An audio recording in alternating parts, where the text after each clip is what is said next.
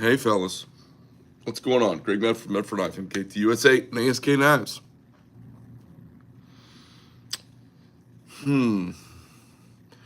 As soon as we got back from Blade Show, we started, we had a meeting, and I basically kind of came up with a whole new approach for next year's Blade Show, so it should be kind of fun. And maybe I'll even have parts of it ready for Texas and West Coast Blade.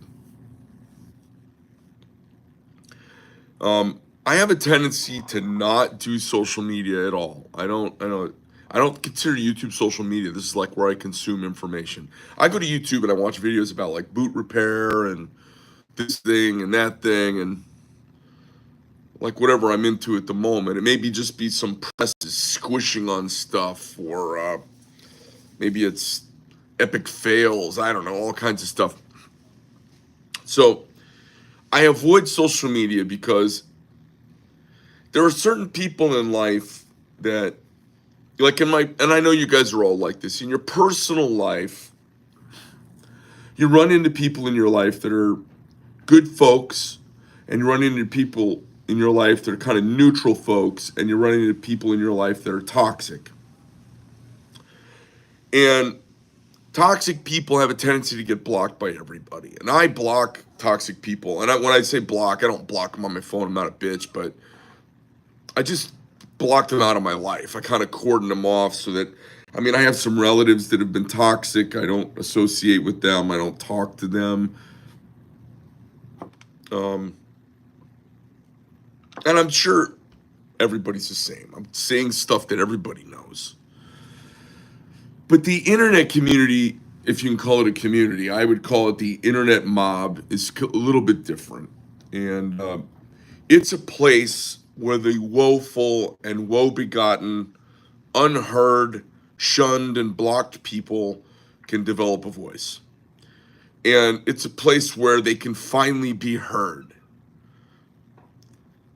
You know, nobody gives a fuck about your problems, but you can get online and you can tell everybody about your problems.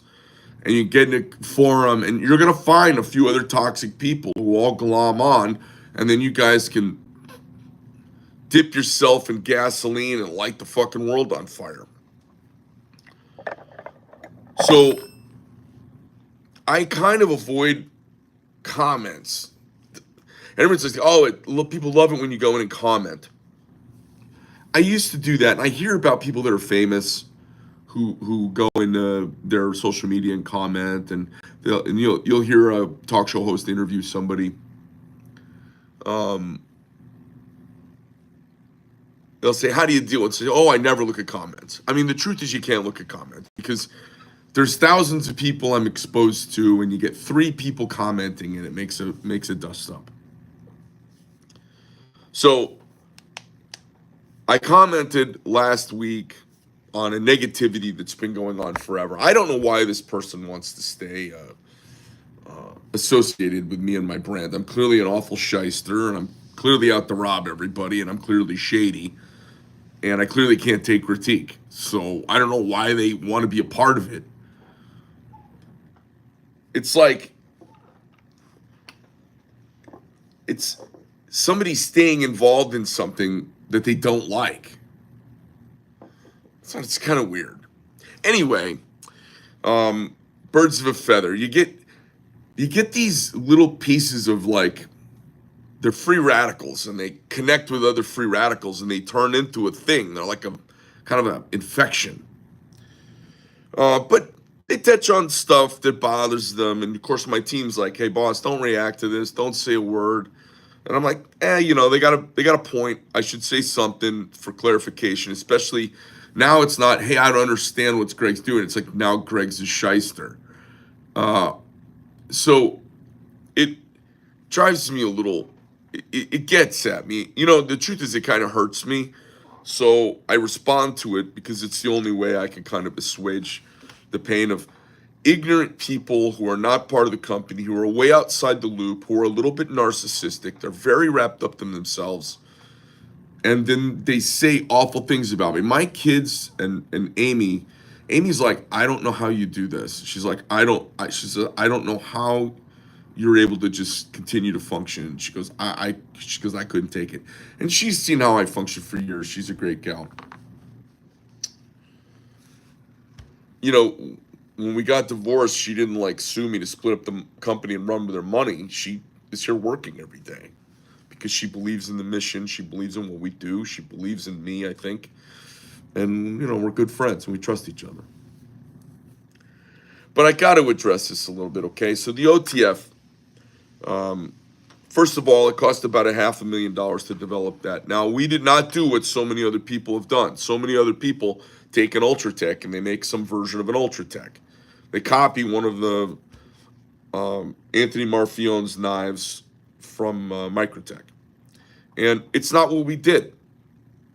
We spent almost a year coming up with something different. And when you do something that's different, and there are some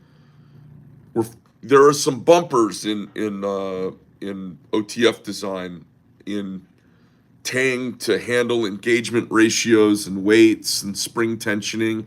There's some black magic floating around in there, and we've kind of found a lot of that.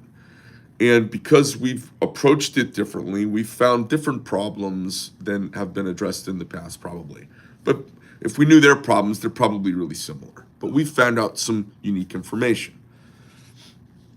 When we launched the project, it was kind of one of those times where I'm like, hey, we got $500,000 tied in this. We got to wrap up. We got to get some sales and start having this product pay for itself. Because at the end of the day, I'm not in this isn't the Greg Medford collector support charity.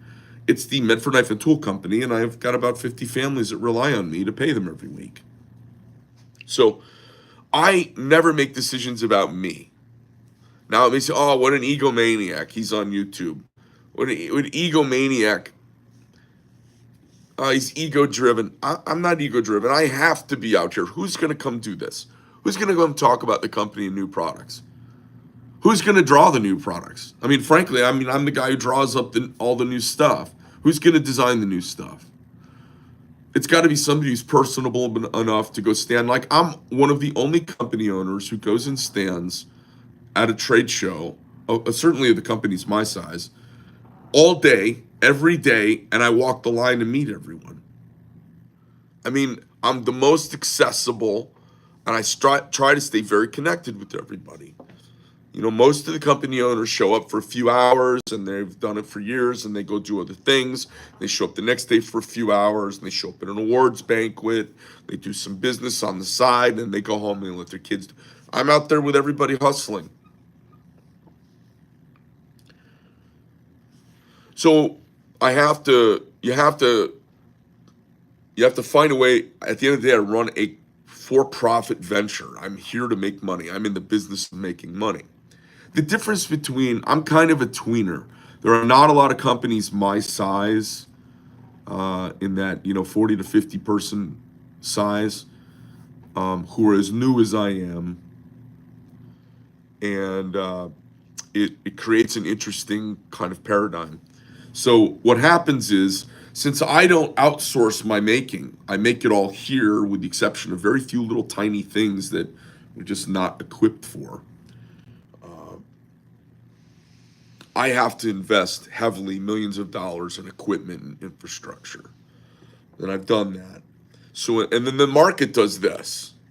So when the market's up, I'm really good. And when the market's down, it's a little spooky because my costs are like this and really kind of on an upward trend because I buy all these machines and I had, if I rent a building, it's $25,000 a month for the building I need. If I buy a building, it's $12,000 a month. So I had to buy the building so I can rent the building at wholesale from myself. There's all these things just to explain how this works, and there's a reason why American manufacturing's kind of plummeted over the last. So this is like a little economics lesson. There's a reason American manufacturing is so decimated in this country because regulation and because of everybody who's got their beak in the trough, taking profit. Everything's so expensive here in the upper end of the first world that manufacturing the base cost is astronomical. So once you've sent your kids to college and then you send them to the Wharton School for Business Management or for their MBA, or they go to Harvard or wherever else, there's a prevailing school of thought, and this is why technology is such a big deal. It's got this high upfront um, uh, R&D cost, and then it has a very low structural cost into the future. So you develop some digital thing that does something for society, and if you get it to work, make sure it's really protected, and then your costs go almost to zero in the future other than your support of the product. Well, American manufacturing, your costs just go up over time. And then eventually you pay off your equipment, and then your costs start to go down, and then you have to buy more equipment, and then you have to put a roof on your building. So I require all this infrastructure that a .com doesn't. So the smarty pants, and we have a lot of intellect in this country that's really thrown at financial instruments rather than rocketry and manufacturing. We spend a lot of our American brain power at the upper end on making money with money, not on making stuff. So because of that, there is an observation that these heavily capitalized businesses that operate on a small profit margin, we should not do this work. We should have third world people do it, and then we should maximize our profit component of the revenue that's brought in. And that's one way to do it. So when you look at these companies that import everything, like Cold Steel, like SOG Knives, like this, and they do occasionally do an American-made project here and there, but the vast majority of what they do is imported. If the market slows down, they just order less from their Chinese counterpart, and the Chinese counterpart sits on the infrastructure because their cost basis is so much smaller than the American infrastructure. You know, a $10 million infrastructure that I have for my knife making in China is probably like a $1 million infrastructure, maybe $1.5 million infrastructure. So they're able to sit on that infrastructure when the world slows down. Well, the world has slowed down right now. I mean, look at consumer costs, confidence, consumer debt. It's a consumer-driven market in the United States, and I'm very attached to the consumer market. So the market's very down. If we look at national numbers in the knife business, we see sales in the kind of like 2019 kind of range. So it's 2024, and we're seeing 2019. Now, why is that? We could talk about that forever, but basically, people were idle during COVID. A lot of their expendable cash that they spend on entertainment and enjoying life was available and in their pockets. They were online shopping. We had a huge shark tooth of spending that happened during COVID. It has now collapsed. This is the hangover the last year or so, and it's trying to find its recovery, and it looks like it's going to be about on trend to where it should be if COVID never happened. But it's not there yet. I asked people around Blade Show, well, hey, what's your character say? Oh, the show's awesome. And they was like, Greg, what do you think? I go, it wasn't awesome, but it was way better than expected. And they all went, yes. That I said, it wasn't awesome. It was way better than expected. So now back to my story with the OTF, a little bit of economics background, a little bit of like kind of caging of where this is all at. And then people, you want to know what motivates me. Here's what motivates me. Payroll. Get an enterprise going with 40 or 50 people who rely on you for a paycheck every week. Add up the 40 or 50 people, and you can see what my number is every week. That's not self-driven. That's not what can I buy driven. And it's very much how can I take care of everybody and not let anybody down driven. My whole life is about taking care of everybody around me. I don't get a chance to blow anything off ever. I don't get a chance to have a mental health week. I have to deliver every single week, week after week, year after year. And I want my brand to be here after my time doing this ends. So we launched the OTF, and we did a proofing strike. Now, proofing strike, for those of you who may not know, a proofing strike is something you would do when you're striking coins, and you would do a proofing strike, a run of them for proof of concept, tool proofing, and troubleshooting flow. So when you stamp metal, it flows. When you mint coins, there's a lot of things to be sorted out and worked out to make that function properly. And we were trying to come up with a unique name, and we came up with Proofing Strike because what we're doing is proof of concept delivering of the early products. These will be collectible. They will be collectible no matter when you get them because they will not be made again. There will never be a first 200 Proofing Strike daggers and Praetorian Blade OTFs. Now, why did we do it? Twofold. The first reason we did it is we had $500,000 wrapped up in the project, and I'm not that big of a company to absorb $500,000 and not care. I had to generate some revenue to pay for the development of the product. It's like a GoFundMe with a real product. It's like a GoFundMe that's not outsourced. It's kind of like a GoFundMe that's organic, and it's just between us. I didn't involve an app, a site, a foreign country making it, and some dream sketch that I put together and sold on the internet. I'm making a product. I show you the product. If you want in on it, fine. Did it take longer to deliver than I thought? Yes. It took surprisingly long, but here's the deal. We didn't just repackage an Ultratech with a new shape. I didn't copy somebody else. We did something unique and original. I'm sure Elon Musk has sold 2 million of those Tesla pickup trucks. And I hear he's making 4,000 a year. Do the math.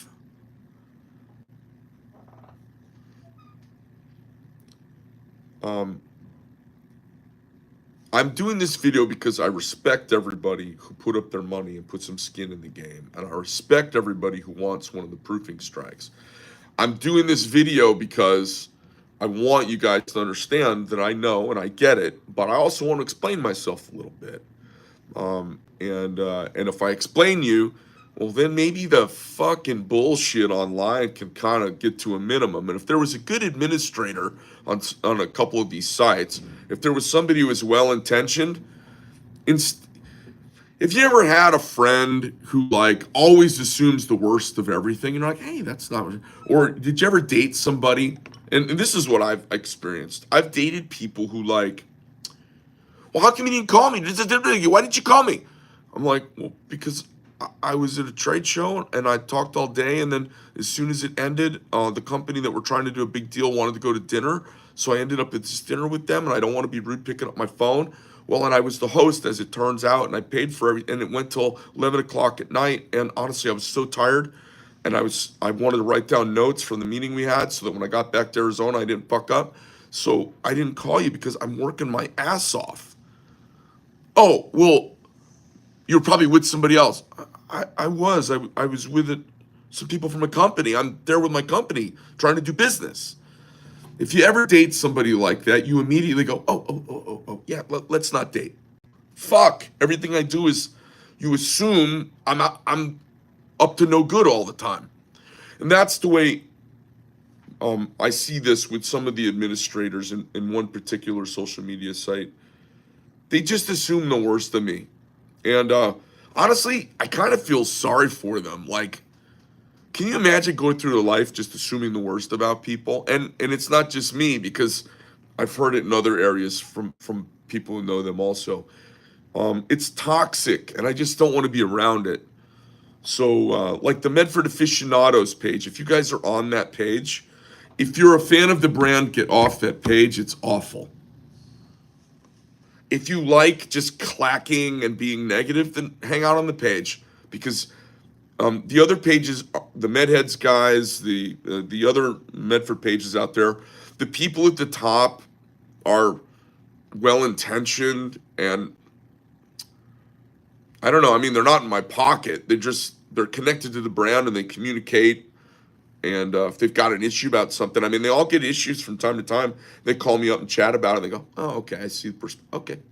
You know, that's the thing. Is like toxicity hides in darkness. And so when you reach out to people and they won't communicate with you, or they have an issue and they won't call and chat with you about it, they're just toxic people assuming the worst. They don't want anything better, and they don't want to understand. You know, so Sherrod is over at MedHeads, and he chairs that group, and that group's been very, very positive, and they've also had some questions about stuff, and they call me up and ask me, and I explain it, or I go live on there and I talk to the group, and they're like, "Oh fuck, okay." I just explain, like, here's where my head's at. So, of course, a couple of my social media guys like, look, there is a couple of cunts in every fucking group. Don't try to address them. And he said it nice in there. There are cunts out there. Don't get balls deep in all that stuff.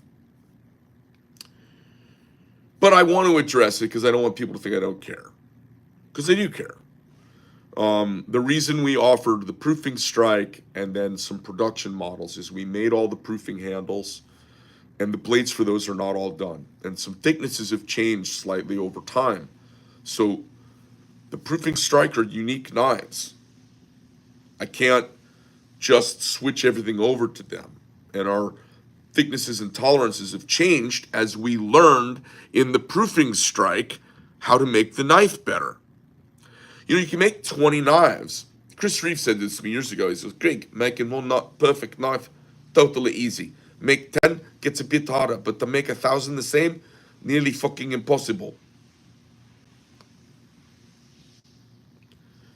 So the Merc is a great knife. Now, some people are going to like the fact that I did a stamped titanium clip out of it. I did the titanium clip because I wanted something that was slender and tight to the chassis, since it's kind of a little bit bulky. I was trying to make it as slender as possible. And that's why. I could have made that clip way easier, but I had a form and function that was more the determinant factor on that. The function and form was more important to me. So I went with a reversible stamped clip, and I'm happy with it. I wouldn't change it. It's also anodizable, so you can dress the knife. You can do some fun stuff with it. I wouldn't change that. I very much like how the clip turned out. It was no end of frustration over that, making that happen. The second thing was, and you know, you can make one of them, make 100 of them where they don't crack, whole different deal. The thumb actuator on the knife. If you want a really horny, Barbie, sharp, over stylized, go get a Microtech. They do a wonderful job. Those are very bitey, and if you're wearing gloves, they're great. If you operate them a bunch with a bare thumb, I think they're too sharp. I don't like them. I don't like them scraping against my phone and stuff in my pocket. So I made a button. We put so much work. I heard somebody comment that if you want to literally hurt me, take screenshots of stuff with people's names crossed out from fucking complaining forums and send them to me. I can't please everybody. If I made it heavier, guys would say, oh, it's too fucking heavy. You make it light, they say, oh, it feels cheap. If I make it shiny, people say, oh, it's too blingy. If I make it dull, they go, all this stuff looks like a rock. I for 15 years, all he does is make bricks. I canceled the Praetorian, my biggest knife, and I get a chain of emails, people saying, I'm not supporting your company anymore. What the fuck? Because I canceled the Praetorian. So the truth is, it's whack-a-mole. Out of 1,000 people, there are a couple of cunts, and you can't fix it. There's nothing you can do about it. But when they start saying I'm shady, you know, you got a guy who's an administrator saying that I've practiced shady practices over the years. That's bullshit. You get any one of my employees on a closed circuit, you can ask them live, unprompted, anytime. We can run it. Have you ever seen Greg do anything shady? They're going to be like, they'll think. Of course, they're not going to probably, even if I did, they probably wouldn't say it because, like, you know, it's bananas. Now, what's going on? The thumb actuator on that knife, okay, that knife's been in, the guys who make OTFs in this country who are the long time and best at it, they've held that knife. And their eyebrows went up and they're like, oh. And there's a bunch of stuff they like about it. When you start making what we've done here, you have to do a bigger number to see if your process is stable. So you kind of sneak up on it incrementally. And then it's got coatings. So I just want to give you guys an idea how this works. So the thumb button is so complicated and elegant, we mimed it instead of machining it. That's not cheap. The tool to make that button cost about $26,000. That's the tool. You haven't even made it yet. And that's not like I made it, so I bought it at wholesale. That's the MIM company that made the mold to make that in. That's what they charged me. The very first button cost $26,000.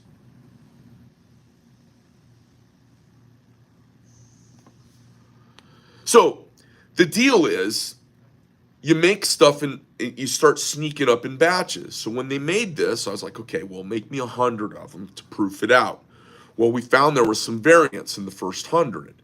So we make the slot in the top of the knife for this button to go in. We had to make the slot big enough to accommodate the largest of the tolerances, which means a bunch of them, machine only makes buttons. I don't know what that means. Which means there's going to be a tiny bit of play. So we put a spring and detent ball under it because it's one of the ways you get rid of things rattling. The other thing you do is you measure the next 500 that get done and the next 1,000. And what happens is they got better at making the buttons and the tolerance tightened up rather than the first 100. But we only have the first 100 to go off when we make our first 100. That's why it's called a proofing strike. So now that they're really stable making these, we are now tightening up this slot on the top. But we can't do that on the first 100 buttons or the first 500. And I can't throw them in the garbage. They're so expensive.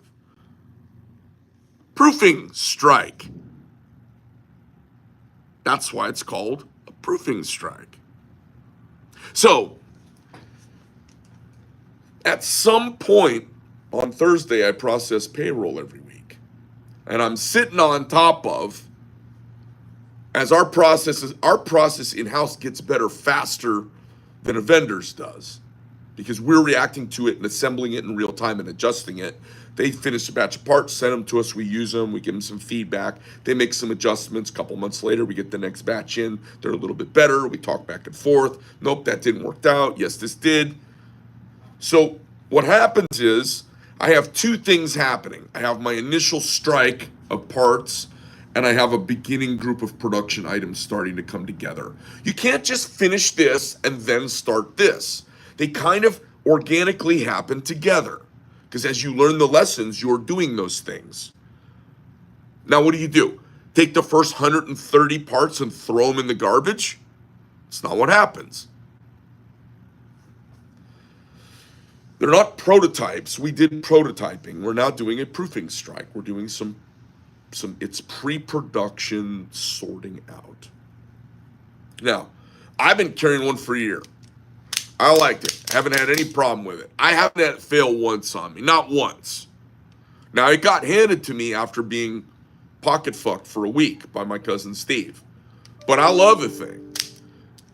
Somebody said the button feels cheap. The button doesn't feel cheap. The button is elegant, it's smooth, it's thoughtful, it's multi-dimensional, it's very ergonomic, it feels wonderful on the finger. You can use it many, many times and it doesn't hurt your hand. It doesn't tear up in your pocket. It's thoughtful, it's lovely. If you don't like it, go get one from someone else. There's a payoff with this to get this much blade. A lot of guys say, I love how much blade there is in the knife. It's awesome. But there's a trade-off for that. If I made the blade 1/4 of an inch shorter and put that all in tang, there'd be very little of the internal motion you sometimes feel with these. All I can tell you is everything's got a little bit of a trade-off. And everyone's like, I'm so glad you made this bigger knife. And then everyone goes, well, Gavin Hawk's doing one with no play. And I go, well, it's $1,000 and it's going to be hard to ever put that into production because of the way it works.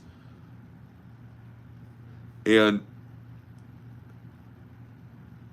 I did the pricing originally. The pricing is to protect me.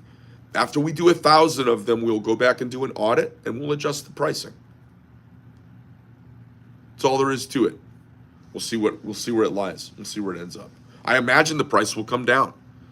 Here's what will happen though. The proofing strike knives that all have this hexagonal pattern on the side, those are always gonna go up in value. Always. Because there will be 200 of them, and that is all.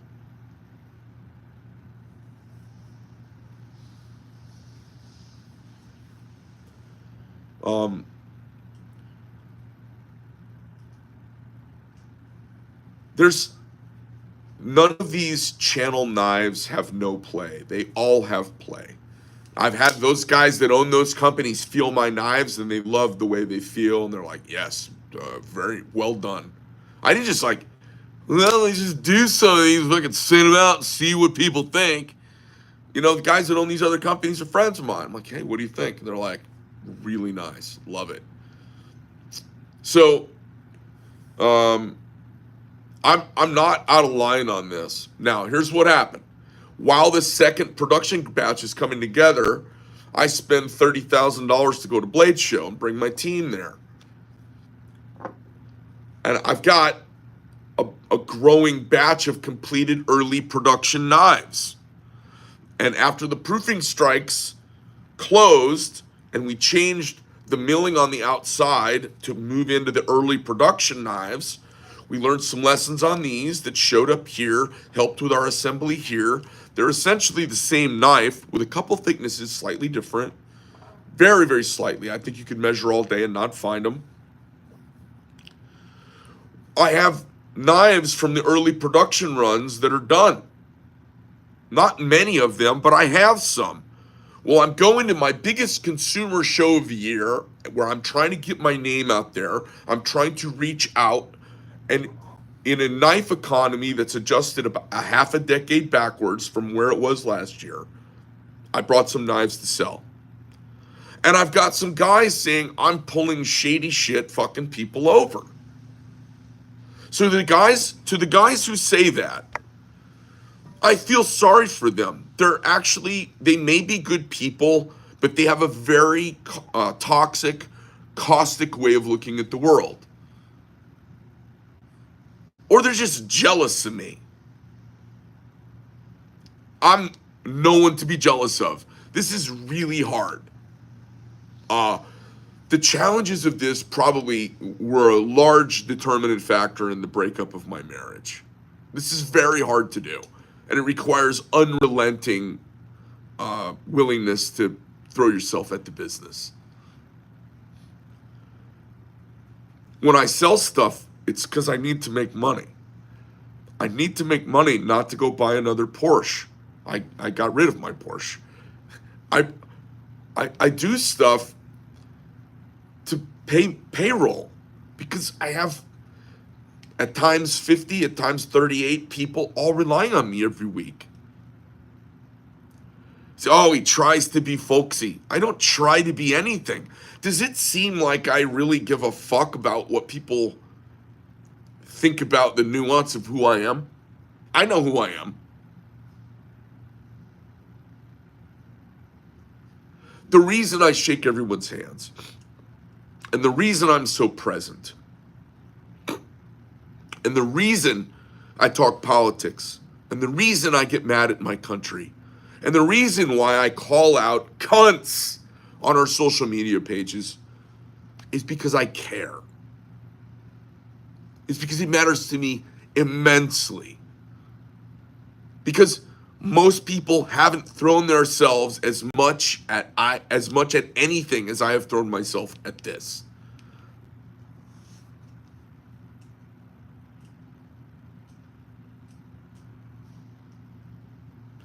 Ask my kids who are here working at the shows with me.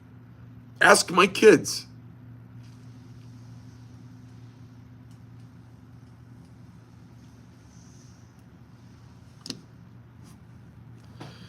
You know, you got a right to be upset that it took 2 years or a year and 9 months to get your knife, or that you still haven't gotten your knife yet. And I understand and I respect it so much, and that's why I'm willing to pull open my chest and expose myself to you guys.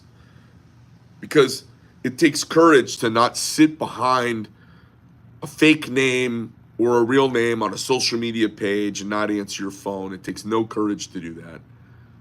To put yourself out means you got to be willing to expose yourself and be vulnerable. And I'm totally willing to do that. And I appreciate that from human beings. When human beings aren't that way, I think they're cowards. And I think they're awful to be around. I don't think they live life well. When I usually spot them really quickly. And, you know, but they're like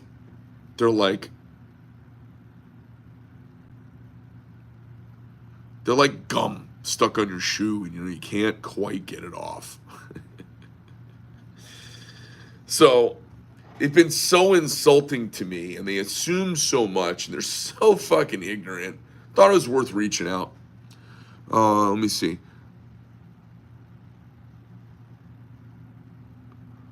Yeah. I don't know. If you don't have your knife yet, I'm sorry. You're going to get it eventually. You'll have one of the 200 proofing strikes. If you got one of those, it will end up being worth more money over time. Good for you. I have some really cool things I want to talk about. We have a cool new project. I've heard so many guys talk about investing in knives that I kind of laugh at a little bit. So we wanted to do, and we're doing it a kind of fun investor thing. So I think this should be kind of fun.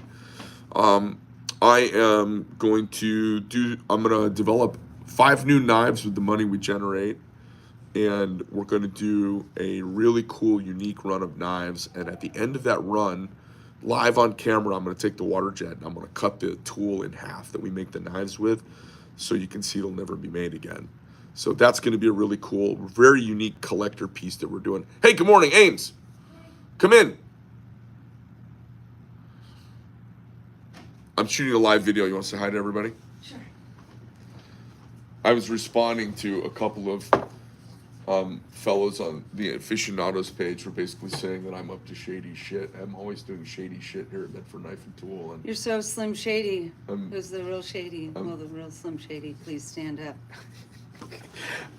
like there's a couple of guys like really mad at how cheap the OTF feels, which is crazy to me. Crazy. Yeah. Haters gonna be haters. Yeah, and then they're really mad that I took some of the very early production ones that are done and I sold them at the show to try and promote our company and generate some cash flow. I had a conversation with a woman on the phone yesterday, and she's really sweet on the phone. Yeah. But her email said, apparently you guys don't give a shit about us if you're going to go to the show and sell knives. So I called her up directly, and she's like, "Oh my God, Amy, I'm sorry. That was a rough email." And I said, "Well, you know, we care about you." So I talked to her for a while, and she goes, "I know y'all care. Your knives are beautiful. Thank you very much." So the least shady guy I know, I mean, you're so upfront about everything, whether you like it or not. There's nothing like hidden behind the curtain here. Yeah. It's all as blatant as can possibly be. I appreciate that.